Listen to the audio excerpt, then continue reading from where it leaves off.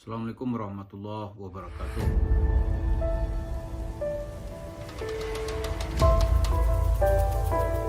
Pemirsa, kita kalau mengikuti Yusuf Mansur, pokoknya essential key-nya adalah duit. Dia cerita apa, wah, ujungnya pasti duit. Terakhir Yusuf Mansur bercerita kehebatan anaknya, itu telah memprogram ada 27 kitab bahasa Arab, itu bisa diselesaikan kurang dari 2 tahun. Dan dalam programnya itu Yusuf Mansur mengatakan kurang dari 1 tahun anaknya sudah hafiz dan bisa membaca kitab kuning. Tentu saja ujung dari cerita ini ya masuk ke Darul Quran, dia tetap nanti dimurahin. Uang pangkalnya atau uang masuknya 2 juta, SPP 200.000. Itu ceritanya gitu. Sekarang kalau kita bahas satu persatu, buku-buku yang ditawarkan Yusuf Mansur seperti yang dapat di WA saya itu adalah buku-buku misalnya Ajrumiyah. Ajrumiyah itu kan buku nahu tuh untuk tingkat dasar. Ketika kita masuk di pesantren, apakah itu di sanawiyah tradisional, kayak saya dulu di Aliyah ya, karena sekolah saya dulu sekolah yang dibuat oleh Buya Hamka. Ya, ada Ajrumiyah, ada nanti Matan Takrib, ada ya, Katrun Nida. Dan nanti kalau di perguruan tinggi, itu biasanya atau di pesantren-pesantren tradisional diperkenalkan dengan Alfiyah Ibnu Malik. Lalu Mansur juga bercerita dengan buku-bukunya itu, misalnya bisa menerjemahkan Mukhtasar Ihya Ulumuddin. Sekedar kita review saja, Mukhtasar Ihya Ulumuddin itu sudah ada ketika saya kelas 2 Sanawiyah atau SMP tahun-tahun 1980-an. Saya sudah membaca buku terjemahannya. Jadi Mansur mau cerita apa gitu. Kalau ada ya cerita yang lain yang lebih meyakinkan kita gitu. Dan yang gak kalah, saya tuh terperanjat nih terus terang ya. Kurang dari 1 tahun bisa membaca kitab kuning. Ya kita berasumsi baik saja ya. Itu kitab kuning jenis apa gitu. Kalau Ajrumiyah ya mungkin gitu. Tapi kalau udah masuk kitab tafsir, kitab hadis, dia bisa membaca dalam kurang 1 tahun. Wah, saya kira kalau benar ya, Yusuf Mansur ini layak dikasih Syekhul Islam. Karena temuan-temuannya bisa membuat orang pintar. Kenapa? Karena di Al-Azhar Kairo itu sebuah sekolah Islam tradisional, itu tamat SMA untuk menjadi seseorang disebut ilmunya standar itu minimal 10 tahun. Untuk laisan, takkanlah orangnya pintar ya, belajar 4 tahun. Program magister atau magister itu 2-3 tahun.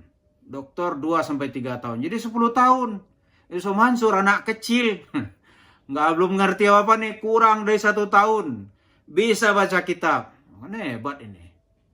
Menurut saya sekolah-sekolah tradisional itu seperti lembaga sekelas Jamiatul Azhar gitu. Dibubarin aja, angkat Syekh Yusuf Mansur sebagai syekhnya gitu. Kalau di Indonesia, Departemen Agama dengan dana yang begitu banyak, itu hasilnya biasa-biasa gitu.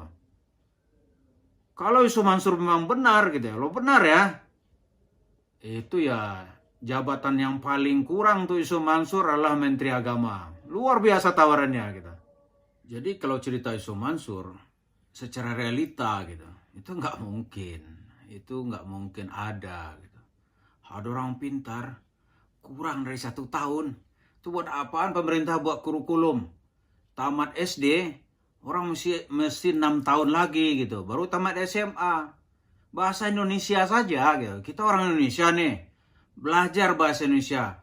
Tamat SD nih rata-rata tuh belum benar bahasa Indonesianya. Belum benar. Tamat SMP baru bisa menulis surat secara formal gitu. Itu 9 tahun belajarnya. Orang Indonesia. Ini Yusuf Mansur natiknya ligairi natikil Arabiyah. bicaranya bukan bahasa Arab. Dia bisa mengerti bahasa Arab. Kurang dari 1 tahun. Waduh, kita angkat. Kalau ada jari kita 100 nih, kita angkat 100 jari untuk Yusuf Mansur.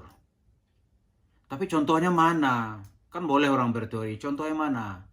Tapi kalau ada 1 orang, 2 orang yang pintar, tidak sekolah, ya kita ada juga pengalaman sejarah. Misalnya Buya Hamka gitu ya. Hamka tuh sekolah formalnya apa? Nggak ada. Tapi jangan lupa ya, dia pernah sekolah di Masjidil Haram 6 bulan. Bertemu pencerahannya dengan Haji Agus Salim di Jeddah. Kemudian dia pulang belajar sama ayahnya. Terus menerus dia belajar, walaupun formalnya nanti di Masjidil Haram itu 6 bulan gitu. Tapi sama ayah terus menerus dia tanya ini, dia tanya dan tidak pernah habis gitu. Sampai nanti ayahnya ditangkap di akhir pemerintahan Hindia Belanda. Nah, baru Buya Hamka tuh terus belajar. Dia terkenal mula-mula tuh sebagai seorang sastrawan gitu. Dia tulis cerita-cerita, dia konsultasi ke ayahnya, katanya kamu baca buku itu, dia baca buku itu, misalnya usul fikih, dia baca, dia tanya ayahnya, lama-lama dia menjadi anak yang pintar. Terus ada lagi guru selalu di Kuliatul Balighin itu namanya yang terkenal Haji Harun Al-Ma'ani. Sekolah formalnya hanya sampai kelas 3 SD. Belajar sendiri, nanti diuji, lulus dia kelas 7 Tawalib.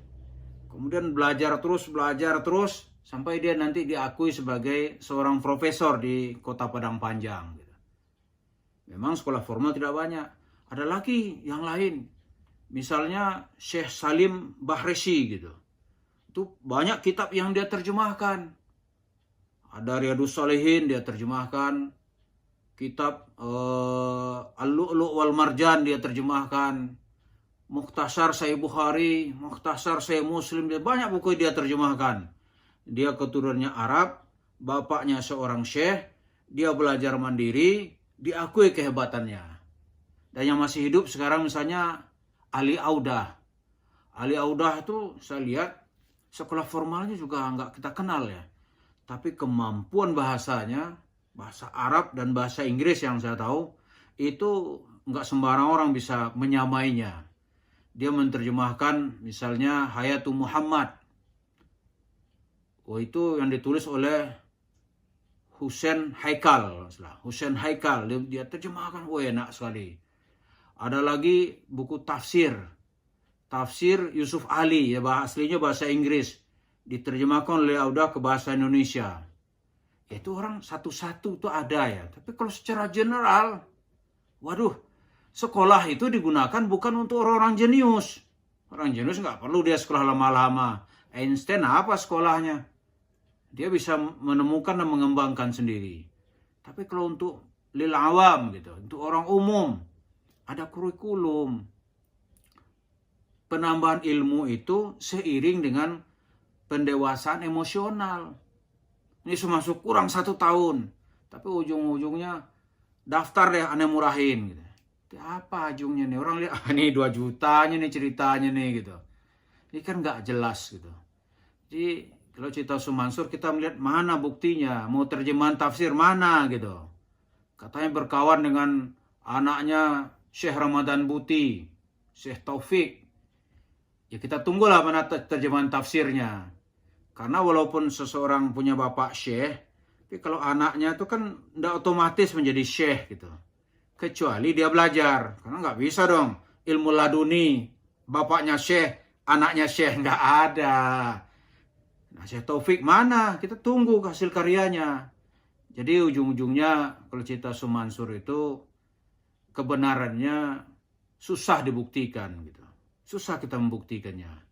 Walaupun tawaran-tawarnya sangat menggiurkan, apalagi kalau orang-orang tidak punya pengalaman dari cerita-ceritanya.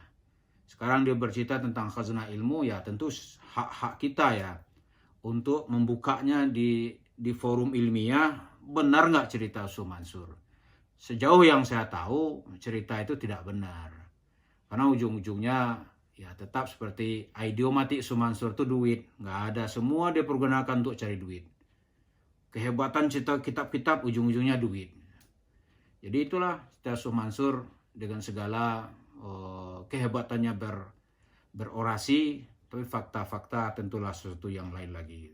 Terima kasih. Assalamualaikum warahmatullahi wabarakatuh.